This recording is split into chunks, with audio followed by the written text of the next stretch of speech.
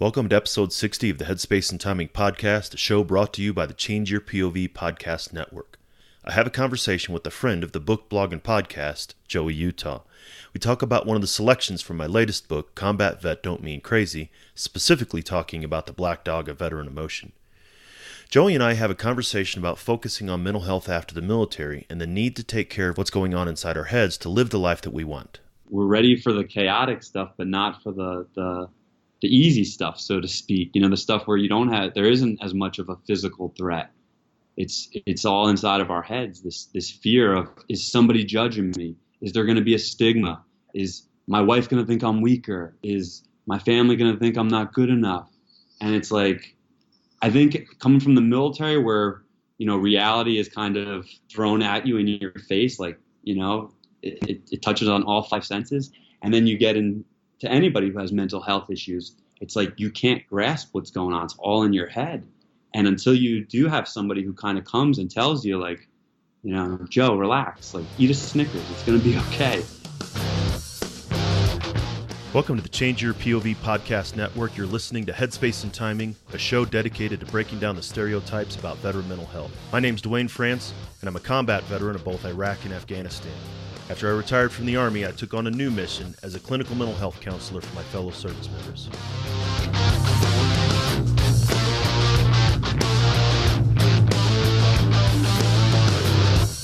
If you served in any branch of the military, you're familiar with the M2 machine gun, the 50 cal. It's one of the most effective weapons in the military's arsenal. If the weapon's headspace and timing wasn't set right, however, it was just a huge useless chunk of metal. Veterans can be rendered inoperable if their headspace and timing isn't set correctly either. That's my goal with this show, to change the way that we think and talk about veteran mental health and reduce the stigma against seeking support.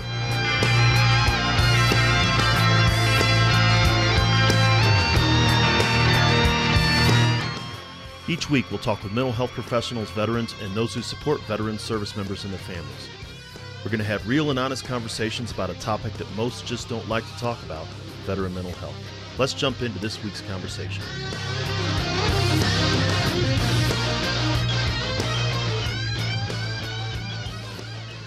Well, hey, thanks for joining me.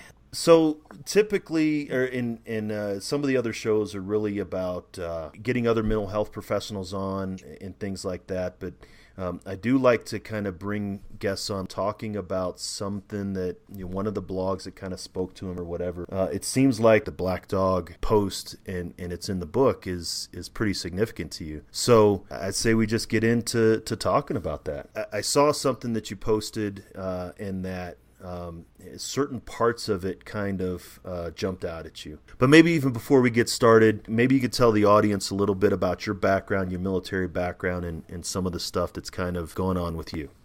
Yeah, absolutely. So for those of you who don't know, my name is Joey, and I was in the Air Force for 4 years. I was stationed as a security forces member. So I always tell people I was military police of the Air Force. And I guess, you know, I'll dive right into it. My first 2 years were just about as normal as anybody's, you know, as most people. I fit in pretty well. I was always, you know, able to kind of adapt and meet new people. So fitting in to the military lifestyle was pretty easy for me. I absolutely loved boot camp as much as I hated it while I went through it. I love anything that involves working with others and building teams. So that was that helped me meet a lot of my needs as far as, you know, where I was in my life at 21 years old when I joined. So then what happened was about 2 years in, I started going through a little bit of a rut. I had some personal issues going on. I was starting to feel a little bit unappreciated at work and just didn't really. I guess I was starting to lose my identity in the military. I was also coming up on my first enlistment ending, and I didn't know if I wanted to stay in or get out. So I ended up getting out in 2014. I wanted to pursue other things. I wanted to start my own business and go back to school and all that good stuff. And I really struggled getting out, Dwayne, because when I got out, I didn't know how to. I had nobody that needed me. You know, I told this to a friend the other day is in security forces, being a cop, somebody always needed me, for the years I was in, whether that's, I'm not one of those guys. I never, fortunately had to use my weapon or discharge my weapon. And I don't claim to have done anything too significant, but there was always somebody that needed me, whether it was just a simple hello or, if I did have to respond to a domestic or, you know what I mean? Like there was always somebody whose day I was better in one way or another. And when I got literally called for backup. Yes, yeah. And when I got out in 2014, I just didn't have that anymore. My family, who's very loving and they care for me very much. They kind of all have their own things going on. They have their own families, their own careers. And I was 29 years old when I moved back in with my parents. So it was kind of like I was thrown into one world where I was this guy who, everybody relied on in one way or another. And I was thrown into a world where I just I didn't know my purpose is what it all came down to. And, through a little bit of therapy and some self-isolation, I guess you can call it, and a lot of self-development and reading, I learned that I was the one who was communicating all that pain to myself. I was the one who was telling. The only reason I wasn't needed is because I wasn't taking advantage of the opportunities I had, especially as a veteran. I think like a lot of veterans, I know this for me personally, Dwayne, I just didn't know where to go when I got out. I didn't know like what team to jump on right away. I know that might sound silly, but there was a lot of people who, I know that there's a lot of organizations out there that work with veterans. It's just, I don't know, for whatever reason, I didn't feel the will to work. And the few jobs that I did hold down, I had a really hard time transitioning and working with civilians. I think coming from the military where everybody was so disciplined and team oriented, and not to say that all civilians aren't, but the jobs that I was holding down was just a lot of, it kind of, I don't know how to say this without sounding like an asshole, but I was kind of judging civilians. Mm-hmm. Like, why aren't you working hard enough? Why aren't you disciplined enough? Why are you complaining about everything? And ironically enough, I was the one complaining and kind of becoming a victim, so to speak. And yeah. Yeah, and so it became that self-fulfilling prophecy, right? That and it doesn't sound like that the trauma or PTSD was a challenge. It was just a transition that was a challenge. And that's some of the stuff that we've talked about here on the podcast and on the blog and stuff too, is that purpose and meaning and trying to find purpose in our post-military lives can be just as challenging as dealing with whatever we experienced in the military. And a lot of people think, you're a veteran, you must have PTSD. Well, that's not it. Mm-hmm. It's just that I've not adapted to a new culture yet, and I don't even know where to start. You said that there's tons of organizations out there. I mean, they're lining up trying to help you, but it's like trying to figure out 47 different kinds of ketchup when you're standing there in the ketchup aisle, and you're like, well, I don't know, where do I start, right? It's too many choices, and it gets overwhelming, and then all of a sudden you're out there on your own. Exactly, man. And like we talked about last time, and what really hit home for me that you said is it all starts with peer-to-peer for me with veterans, and seeing you and using LinkedIn and other social media to connect with other veterans, for me anyway. That's really where I was able to finally pick that proverbial ketchup bottle, and was kind of pointed in a good direction. Like, hey, there's a way to help yourself, and there's other people that will help you as well. But you do kind of have to take some self accountability and responsibility, which, nobody taught me better than the military. You do need some of your own discipline, and you need to take action. I needed to take action and reach out to, whether it was you or, several other veterans who I speak with daily, who kind of, keep me in a good place. So, and it's funny you say that, Dwayne, because I was literally just reading your blurb about the whole black dog of depression and how I'll literally quote it. The black dog of depression sits on the veteran heavy and immovable. It weighs you down, holds you back, and keeps you stuck and stagnant. And for me, I mean, when I first read that, it hit home, because it was like, yeah, there's something like I know I'm capable of doing more. I know, I have good leadership abilities and, everything the military instilled in me.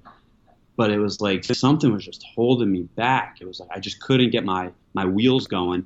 And the more I started sitting in those depressive thoughts, the more they started taking over. And that's all I could focus on. I couldn't get out of them. And, on top of that, I wasn't, like you said, with the self-fulfilling prophecy. I was living in my parents' basement. That's not to insult anyone who is. It's just for me where I was at, I had a certain idea. I came from the military and I was good at what I did, and all of a sudden it was just like a step down for me at 29 years old. Like now you're in your parents' basement, you don't know what you're doing, nobody needs you, and I couldn't get out of that. And thankfully, people like yourself and others kind of showed me like there's a lot you can do, man. It's all about just picking the right people to work with and surrounding yourself with good people and also good content and making sure you're reading and watching things that are, helping you get out of your little rut. And that's the awareness piece that's critical, right, Joe? I mean, that's until you realized, hey, this really sucks, and I'm in this pit. Until that awareness came to you, you didn't make a change, right? You didn't you didn't decide to do something different, and that's the whole goal, of course, behind the blog and the podcast and now the book, in that part that you specifically just read about the black dog. The Black Dog of the Veteran Emotion is the name of the post, and for listeners, we'll link to the post on the website in the show notes. But that was it was a way to bring attention to the veteran, to be able to say, yeah, this is a constant companion, and we may love the Black Dog, right? We're comfortable with it. We know what it's like. Even though it growls at people and all these other things, it's comfortable because it's ours. But it's not always healthy. Yep, you said it, and it's ours. It's like it's my dog. It's like I know what I'm doing isn't right, but it's comfortable. There's nothing I can say to make it sound better than how it's what we know. It becomes what we know, and when you get sucked into that, veteran or civilian. Depression, it's very easy to stay with it. It's a filthy habit, just like anything else. And until you find something else that is healthy and makes you feel as comfortable as that depressive dog, I guess, you're just going to stay there, until you fully. What I learned for myself is once I started becoming more honest and objective and I was. Step one is identify the problem. And once I was first able to say, like, I'm depressed, I have a problem, it was just like, okay. It was so easy because it was like, all right, if I'm allowing all of this depression into my life, that means I can unallow it and start putting in the good stuff and start, taking control. And it really kind of, it does. It becomes a choice, but it's something I did struggle with. I can't sit here and just say it was that easy. I did struggle, and I did at times, and I still do. It's something, and you say this in the book, that depression dog never is going to go away fully. I always call it the monster inside of us. We've all got a monster, something that we don't want to be inside of us, and that's okay. And what I've learned is it's okay to acknowledge it and to know that it's there, and it's got power if you give it to it. If you don't feed it a little, just make sure you keep it on a leash, and focus more so on the other great positive things that you're able to do.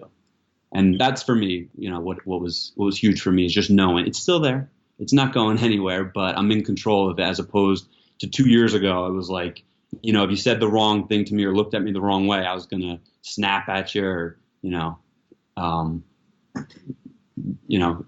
I guess regress, so to speak. Right. I mean, and that's the thing is, in this Black Dog, pops up in different ways and it looks differently. I saw recently you shared, I think it was on Instagram or whatever, that you had circled the part where it's talking about the Black Dog of anxiety, right? And being pitiful and and always jumping at thunderstorms or noises, or and we can be the same way if we allow that particular black dog, which is different than the black dog of depression, which is different than the black dog of PTSD. But each of those react differently, but as long as we know what brings that on, we can start to control it. Like you said, we can make sure that that it's going to be on the leash. But again, even there, and in the, like you said in the book, sometimes the dog's going to get loose. Sometimes the depression is going to come in, especially whatever it is, around anniversary days, or particular things that remind us of things that happened when we were in the military. Yes, that's going to come in, but if we let it run free and ruin our life, then it is actually going to ruin our life. Yeah, man. And even more importantly for me, or for anybody who has family or anybody around, is once you realize those things, is the ability to communicate and to tell your family or your loved ones, hey, I do have a problem when I go to crowds, or when I go to, for me, it was weddings. I was, being a cop, we were always kind of kept on high alert in one way or another. Something was always going to go wrong, or, there was a lot of loud noise being involved, a lot of yelling at, because cops in the Air Force kind of get held to a higher standard for whatever reason. But for me, because of that, I had a hard time being around crowds. I had a hard time being around strangers, especially when alcohol was involved, because in my time I served a year in Korea, and I had to respond to so many incidents where alcohol was involved, and bad things were happening. I won't get too into the details, but people are doing things that could be obvious, could have been avoided. And for me, whenever I'm around big crowds, I'll just say it straight up, I had to miss a few family weddings last year, and almost started, I'm from a big Italian family, so if the brother misses a wedding, it's like, what's going on? And thankfully, my family, we're all in a great place now. They understand. I couldn't go to crowds, though. I couldn't be around. And still, I'm very uncomfortable in big crowds based on my experiences. And if I wasn't able to say that and also say it in a low voice and remain calm when I said it, it's something where it would have pushed my family. It could have pushed my family completely away, because they were taking it as an insult. Like, what are you doing, dude? You're not coming to the wedding, And for me, that's something I try to tell everyone is just talk about it. And people, especially the people I've always been around, they tend to want to help you when you're vulnerable. Every time I've ever cried or asked for help or, broke down to a friend, they never push me away or make fun of me, or, and the same goes with my family. And I think a lot of veterans have a fear of that. Like, okay, what if I do say I have a problem? What if I do admit I don't like crowds, or I don't like certain people, or I'm uncomfortable in certain situations? Everyone's going to perceive that as weakness, and I'm not this. Especially in my family, where being a male, there's a lot of stereotypes that go with it. We don't talk about feelings. It's kind of the man works 9 to 5, puts food on the table. So for me, when I was doing that, and for the other people that were in my life, that was really hard for them to see. But once I was able to do it, and it was hard for me to do, but once I was able to do it, and to see that they love me no matter what, it erased all doubt, and it made me think, like, why didn't I do this sooner? Why wasn't I talking about these feelings sooner? Because I did almost, unfortunately, a few years ago, I did almost commit suicide and go through with it. And that's some of the thing is it's common. It's common for veterans to kind of not wanting to talk about this. I mean, heck, I talk about veteran mental health so much my kids are sick of hearing about it, right? But this is not something that is widely discussed. And I was going to ask you, there was a point in time where maybe you had a realization that was something wrong, but you didn't want to come out and say anything about it. You're very much a proponent about veteran mental health. You and I had a great conversation. You called me up. We talked about the book and everything else, and now you're all for it, and you're saying, hey, the check engine light's coming on. We need to address it. Why do you think that it's so hard for veterans to talk about veteran mental health? I think because it's not normal, man. I think it's a culture problem. I really do. I believe we kind of said it last week. It's not cool to do it. It's not the things I mentioned earlier. For myself personally, the reason why I didn't say it was I didn't want my family to start looking at me with a stigma and, oh no, Joey's the crazy one now. He's the crazy vet. He's the guy, you can't undo that now. It's because of and it's like, once I think when a lot of people deal with that, I only had to deal with it with my family. And I'm not married with kids or anything. I can only imagine people who are married who feel like they have to play this role of tough guy, almost like I said before with our identity.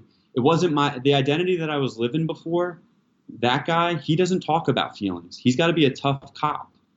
He's got to be on his game. He doesn't, because when you talk about feelings, you're showing vulnerability and weakness.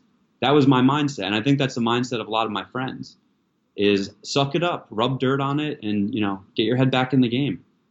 And we know this from, seeing how many, where our epidemic is currently at. If you just talk about it, if you don't talk about things, the problem's not going anywhere, guys. There's a lot of temporary fixes. I tried them. There's, whether your fix is drugs or alcohol or women or whatever you need, they're only temporary until you actually talk about it and say, hey, this is bothering me. This really hurts. And I think to answer your question, a lot of guys struggle because now that I said this and I'm weak, how is my wife going to respond to me now? How is my family going to look at me now? Are they going to think of me as a stigma? Are they going to always, are they always worried about me? I'm going to do something crazy, and it's the exact opposite, but it's like, I think that was my own personal fears, and talking to a lot of the vets I do, that's their thing and I also I believe that they don't think they deserve the help. A lot of vets, and that's the sad thing. So.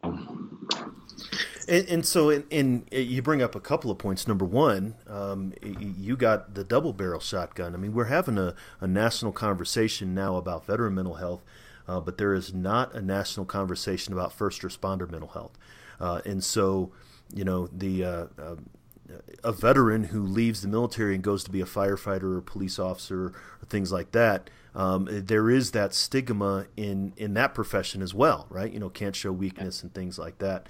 And so you have not just the service member stoicism, but you also had the cop stoicism on top of the service member. So it's almost, you had layer upon layer of, can't talk about it. But then when you said that, you got to let it out, you're talking about it publicly. Obviously, I'm talking about it publicly, but veterans don't have to talk about it publicly. They don't have to go on a podcast and talk about it. They don't have to write a book and talk about it. They don't have to, like Doc Todd at the end of the podcasts. They don't have to write a song to talk about it. They don't have to paint. It can still be a private conversation between a peer or definitely with a mental health professional or somebody. Talking about it helps, but you don't have to be public about it.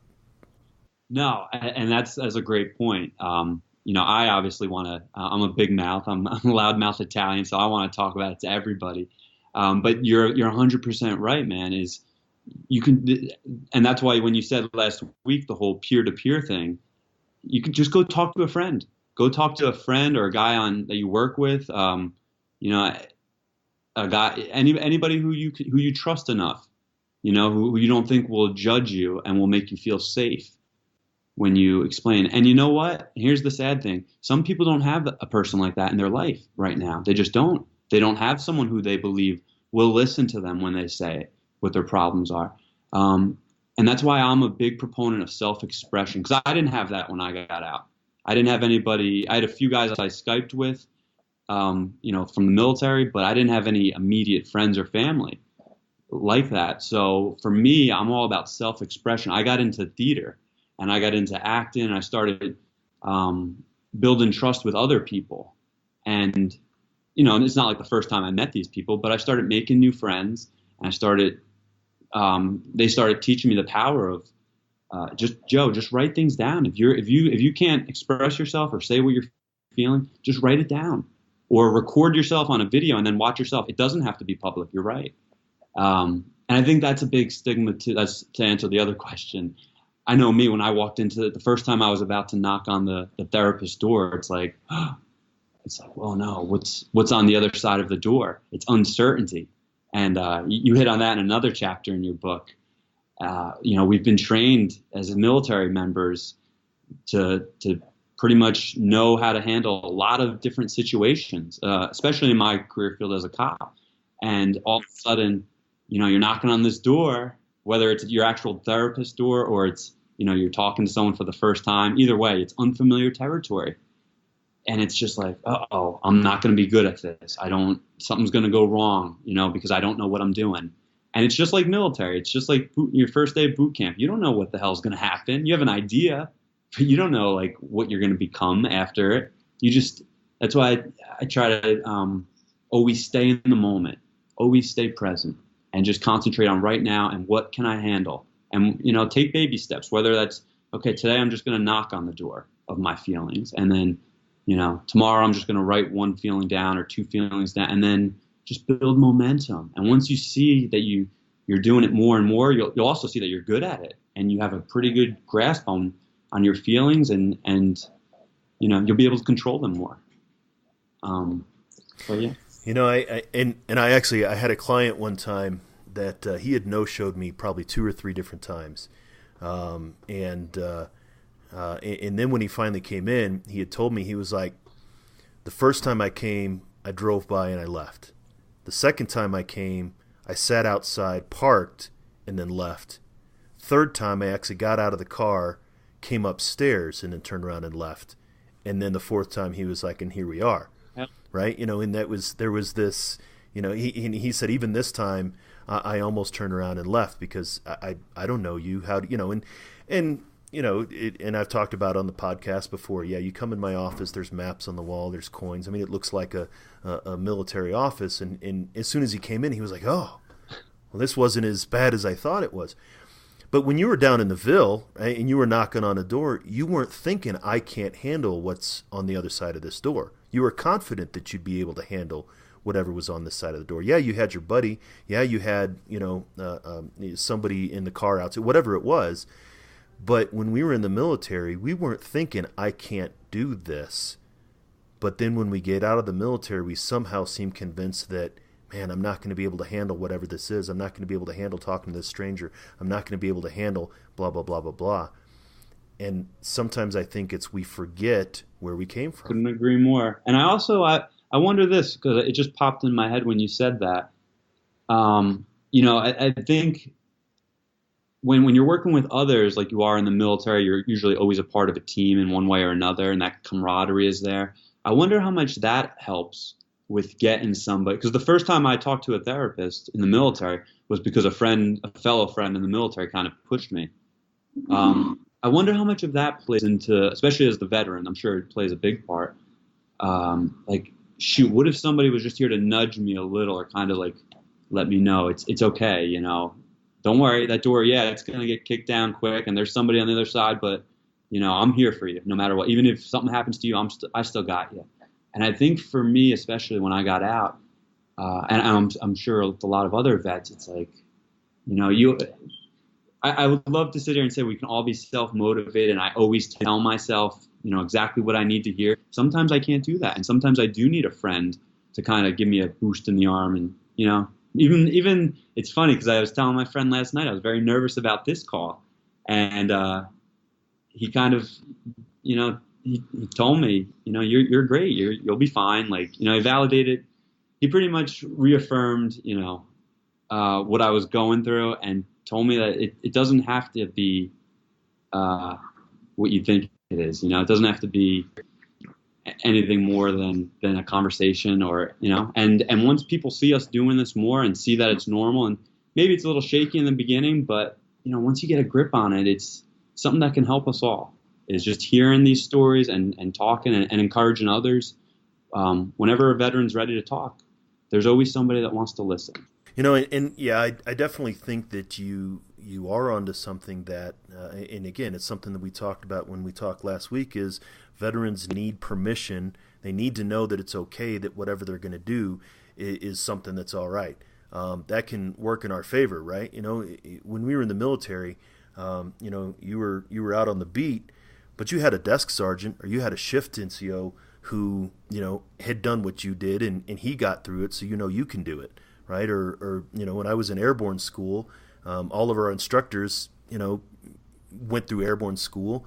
The lowest private can see the sergeant major, and I know that there's a way for me to get from here to there, right? So there's that confidence that, well, that guy was able to do it and I can do it. But then we sort of lose that, and we forget that when we get out of the military. And then that's when, we can be extremely confident in highly chaotic situations, but we can be very unconfident in non-chaotic situations. And that's where we need to learn to adapt and sort of change that kind of thing. Yes, sir. 100% agree. It's funny when you say it like that too. It's like we're ready for the chaotic stuff, but not for the easy stuff, so to speak. The stuff where there isn't as much of a physical threat. It's all inside of our heads. This fear of, is somebody judging me? Is there going to be a stigma? Is my wife going to think I'm weaker? Is my family going to think I'm not good enough? And it's like, I think coming from the military where reality is kind of thrown at you in your face, like, it touches on all five senses. And then you get into anybody who has mental health issues. It's like you can't grasp what's going on. It's all in your head. And until you do have somebody who kind of comes and tells you, like, Joe, relax, like, eat a Snickers. It's going to be okay. I think because people don't have that when they get out, and most guys I talk to, they say that the number one thing they miss about the military is the camaraderie and the people. And I know that's true for myself. And I can't tell you a quick story. Even when I first joined, I remember my first supervisor wanted to put me up for Airman of the Quarter. And as soon as he said it, I was like, I'm not Airman of the Quarter material. I don't press my blues. I was always good at I took pride in being a cop, but I didn't worry about those little, they were silly awards to me. And I also think a part of me didn't think I was good enough to get that. And I remember my supervisor, Sergeant DeJesus, telling me, like, you're a pretty good troop. If you get your shit together and you write a good package, you could win this. And, it'll look good on you. And just hearing that, man, it was a peer, somebody I looked up to. It was someone who I had respect and trust with. And just saying that, and as soon as he said that, I had this big smile, and I was like, you know what, I can do it. I can, and I ended up winning it. And it's one of those things, not to brag about myself, but I think when we do have that extra person that comes in and just says, like, you can do it, man. You can do it. That cheesy, positive encouragement and reinforcement. That's what, for me anyway, that's what got me going. And a lot of my friends and a lot of kids that I kind of mentor, when I tell them, like, hey, you can do this, when you erase that doubt in someone's mind and they start to believe it. And I know I started believing it, and I said, okay, what else am I capable of now? Because now I got this one award. What else can I do that's great? And that's momentum, man, Yeah, and I think, though, there's a danger because the opposite is also true, right? If somebody says, hey, man, don't worry about curfew. Man, you can get away with it. We got away with it. And you're like, well, yeah, maybe I can. Or, hey, dude, it's easy to jump off the second floor window, like literally jumping off bridges or something. But we can get caught in a trap of believing people that mean most to us when they recommend that we do something that isn't helpful. Like, man, you don't need to talk to a shrink. There ain't nothing wrong with you. Oh yeah, maybe there's not anything wrong with me, even though I'm driving around like a jerk and I'm drinking too much and I can't hold a job, and even though all of these other things are telling me there might be something going wrong, my buddy over here, he's right there with me. We're sitting here on the couch playing Xbox for 9 hours, but there ain't nothing wrong with us, and so that peer thing can backfire too. Yeah, 100%, man. And I've been there too, where there's an old saying that's you are the sum of the 5 people you hang out with. And if you hang out with a bunch of losers or kids who aren't going anywhere, you're probably not going anywhere. If you hang out with a bunch of baseball players, you're probably going to play baseball. And if you hang out with a bunch of people who encourage you and empower you and tell you that you are good enough and you can accomplish anything and you can talk about feelings, then that's what you'll become. But I think to tie back into the beginning of the conversation, it's not normal. That's not normal. Like, I can't tell you how many times I've told kids, like, you could talk about feeling. Nobody's going to judge you. There's no danger on the other side. And they're like, really? Because I've heard this. Really? Because I heard that I get kicked out if I go to mental health. Really? Because I heard that. And it's like, well, who did you hear it from? Oh, you heard it from that guy? Well, I like that guy, but he's kind of an idiot. No offense, but he's probably not someone you should listen to. And I do this with myself now. And that kind of has to be, I think, more self-accountability, Dwayne. Whenever I hear something from someone's mouth, especially with the internet being what it is, I always go to Google. Go on Google and find out if it's true, and ask yourself if it's something that's more about yourself and your personality. Ask yourself, is it true? Am I whatever the person is trying to tell you, don't worry about it, man. You don't have a drinking problem. Ask yourself, do I have a drinking problem? Don't worry about what Jim, my buddy Jim, who always likes to drink, says, because he obviously wants me to keep drinking so he's not lonely. Is it true in my own mind? Maybe I do have a problem. And I think like you said, when you're around too many people, it can go the other way. You're absolutely right. There is a danger to that. And I think the more that there's people like yourself and myself and people out there who are trying to spread this, I think it will become way more normal to just have these normal conversations, and there will be no stigmas, and hopefully a lot less fear and apprehension. And, instead of taking 4 times to come into your office, maybe it only takes 2, Yeah, and like you said, it all starts with the conversation, and that's all I'm trying to do, man, is get the word out. First started with the blog, and then the podcast, and then the book showed up, and I'm just trying to get the word out in as many different ways as I can. So I appreciate you, and not just picking up and reading the book. I mean, a lot of people seem to have gotten the book, but really, chewing on it and seeing how it applies and talking about it, and it's been really encouraging, because sometimes when you're shouting out into the fog, every once in a while, and you hear somebody calling back at you, that makes you not want to quit. Totally, man. And I'm with you on reading this book, and actually, I'm not a big reader, Dwayne, but I'm, like you said, I'm chewing on this. I'm digesting it, and you have to be patient with yourself, and especially when you're doing something new. I know this is new territory for me, so I know it's okay. It's going to be a little scary at times, and there's things even talking with you today, I'm learning things about myself. But it's okay. Take them slow, ask if they're true, don't judge yourself. Don't be too hard on myself, and treat everything like a learning experience. Maybe you couldn't walk in that door yesterday, or you couldn't call, a friend to talk yesterday, but maybe today you dial 5 numbers instead of 7. I don't know. Maybe you just take one extra step toward that keyboard and messaging a fellow friend or whatever, and just asking, hey, is it cool if we talk? It's been a while, and I'd like to catch up. And like I said earlier, when people know that you really need help, when my family saw, like, oh, he's really hurt. He's not just yelling and screaming. He's a kid who's just hurt, and he's a little confused right now. Maybe instead of taking it personal, we should just listen to him. And they did, and I'm super grateful for that. But not everybody has that. And what I like to tell people is, you can do it on your own. You can, listen to yourself. You can go on YouTube now. You can read Dwayne France's book. You can watch endless podcasts on veteran mental health, and you will know you're not alone. You're not crazy. You're not weird. You're just like, a good portion of veterans who are struggling.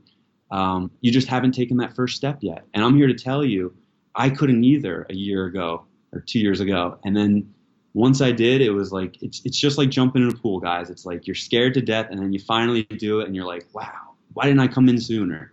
And I think it's up to, I'll speak for myself. It's someone who has kind of found my purpose. I always knew my purpose was to help others. And now when I got out of the military, I didn't have that for about 2 years. And once I started talking about this and making it, realizing that I want to help others, I found my purpose through it. And that's the beauty of being honest with yourself. No, that's it. And that's key. That's the key to just, listen to what the universe is telling you, or whatever it is, right? Like you said, reach out. and as we said earlier, you don't have to talk about it out in the open. You can just sit back and like you said, read the blog or pick up the book or listen to these podcasts, and you could be doing this for months before you actually decide to step out and do something. But once you do that and reach out, I mean, I've had people that said, hey, I've been looking at your stuff for about 6 or 8 months.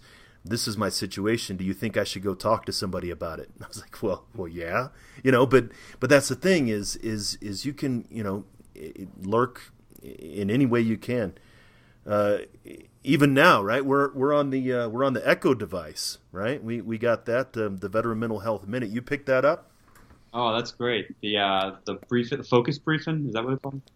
Yeah, or the flash briefing. So yeah. I don't want to do it yet today, but I love that. We don't want to say her name in case somebody has this thing in the background and wake her up. But talk to me a little bit about the flash briefing. So I'll preface a little bit. So if you've got an Echo device, you can go on and set up a daily briefing.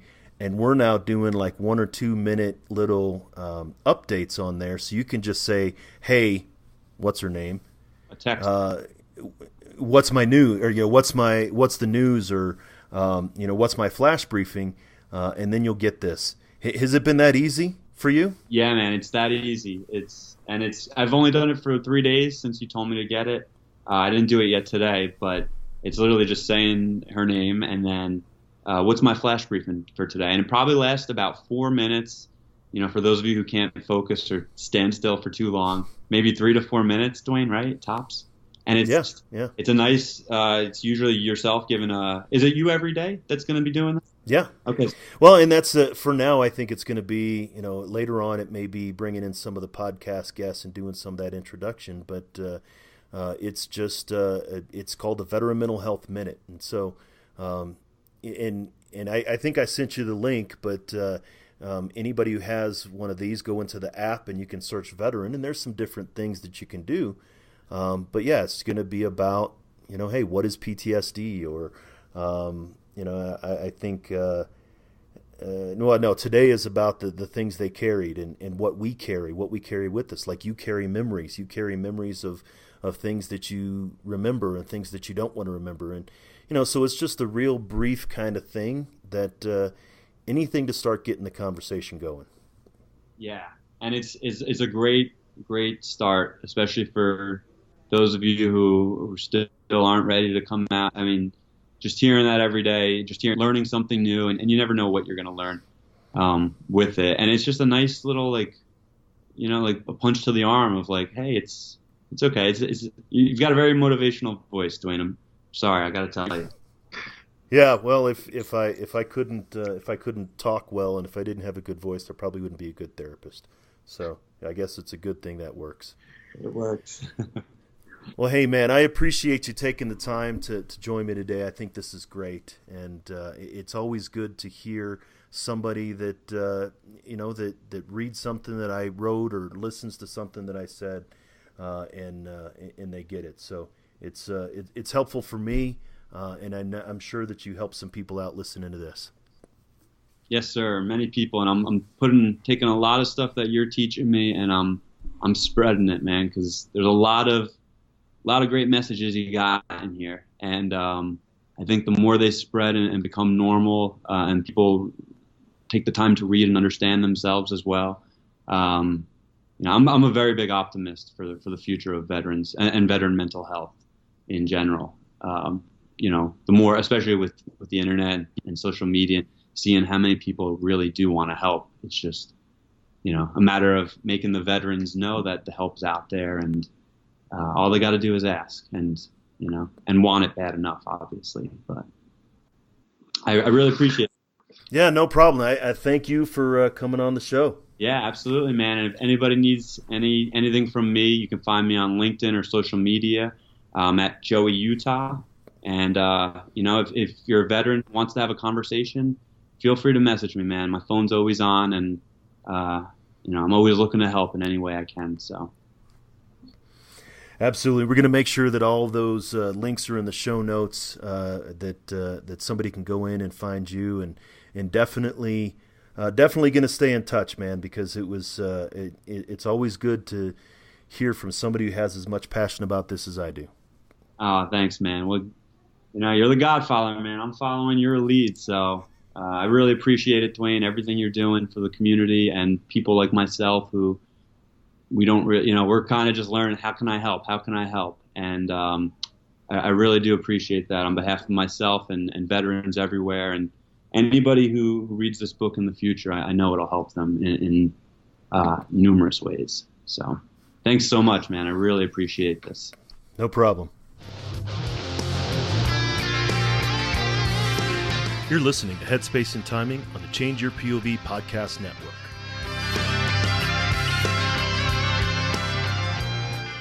Joey picked up Combat Vet Don't Me Crazy and reached out to me to talk about it. He wants to help other veterans overcome the challenges he did and wanted to know how to go about doing it. We had a great conversation before this one, and he helped me understand the impact that the book is having.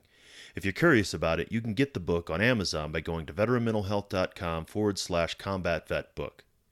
As you can tell, you don't have to be a combat veteran to get something out of it. The whole book, as well as the blog and the podcast, is about overcoming conventional stereotypes about crazy combat vets and the stigma that keeps us from thinking and talking about veteran mental health.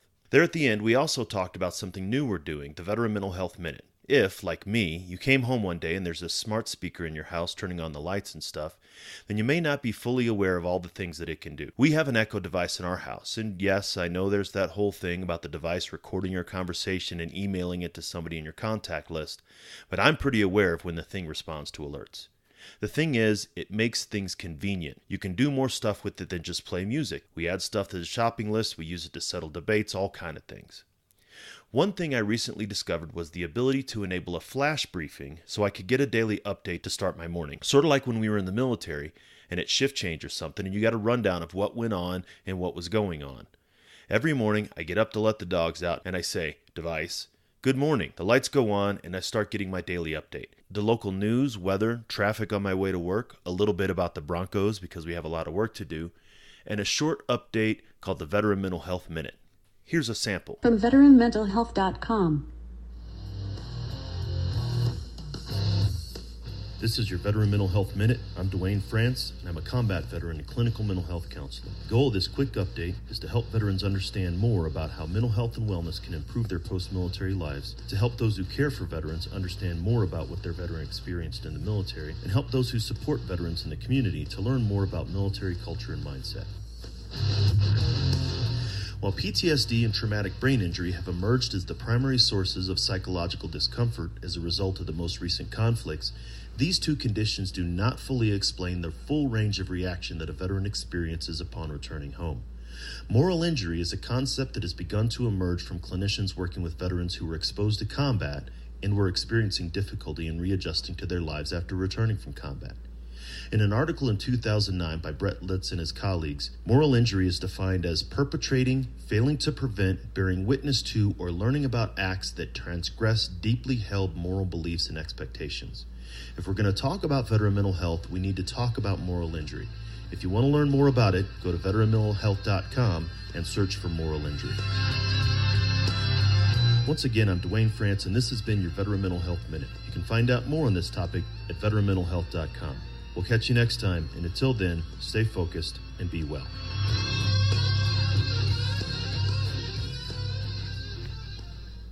It's quick and easy. Sometimes there'll be motivational stuff, maybe we'll throw in a podcast promo or two, and occasionally there will be a surprise with a prize.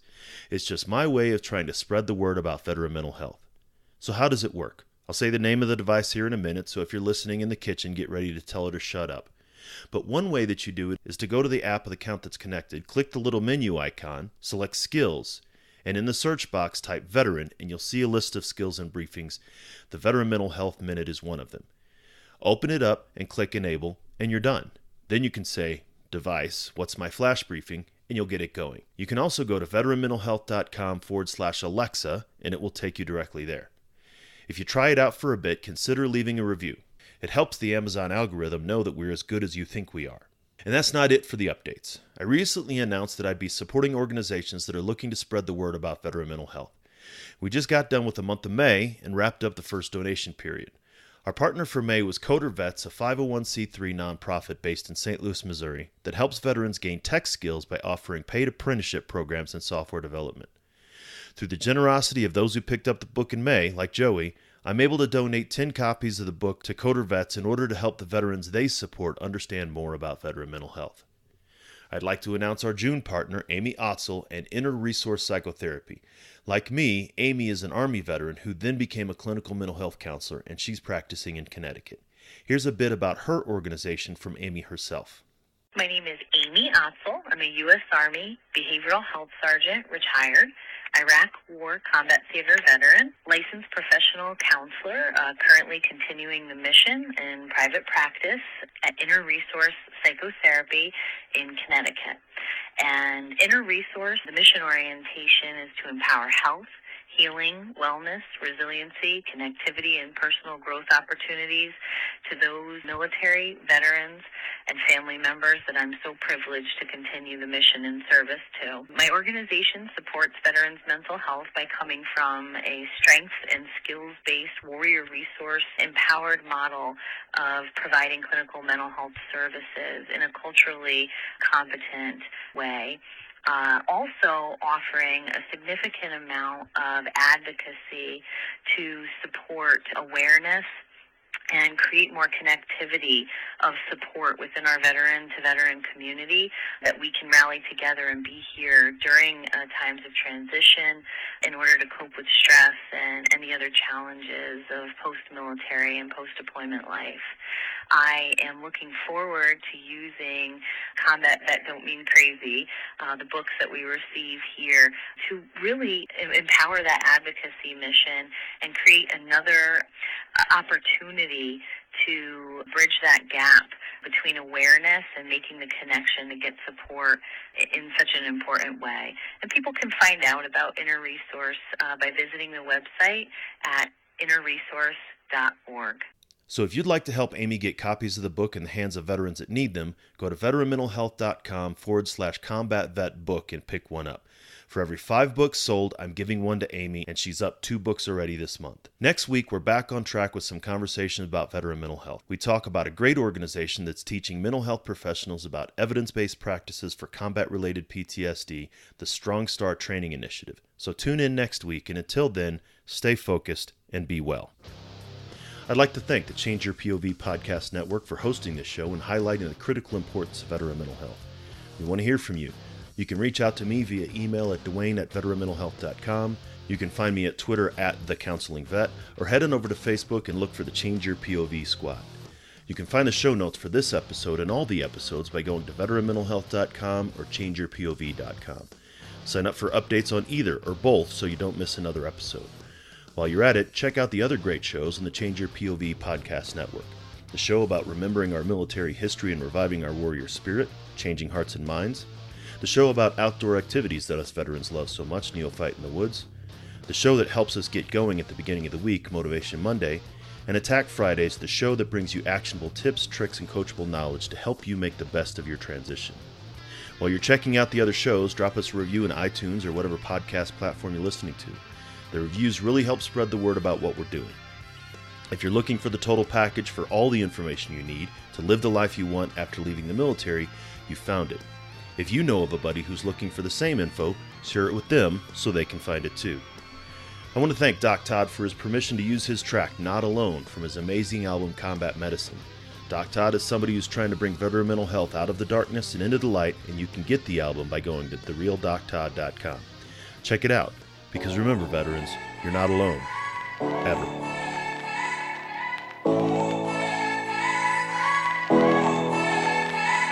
The struggle is real, found a feast and lost a soul. Eventually my drinking, it got out of control. There in darkness I roam, struggling to find home. See, suddenly death didn't feel so alone. 22 a day, destination unknown. It could have been avoided if you picked up the phone, but now you're gone, so I guess all we get is the tone. Nothing but bone weeds, overgrown, pushing up stones. I've triumphed over enemies, co-created enemies. Broke out facilities that tried to put an end to me. R.I.P. I'd rather grind in tranquility. Authentic tendency, embrace my ability. I try so hard to have faith. I bow my head and I pray. Lord, please lend me the strength to carry on and keep staying. Stand up.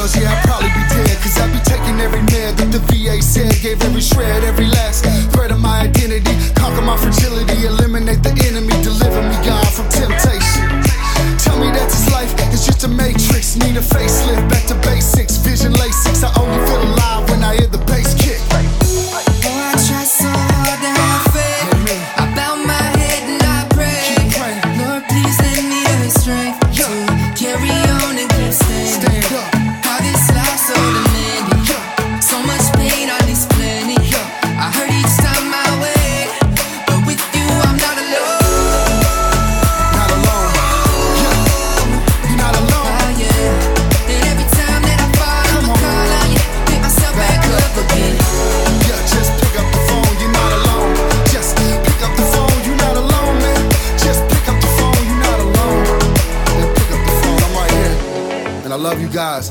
Take those bottles out, dog, and pour them in the sink. Take the needles out your arm and the gun away from your forehead. It's time, man, you've been through enough pain, stand up. It's time to stand back up. All my veterans, man, Army, Marine Corps, Navy, Air Force, Coast Guard. Get up, you know.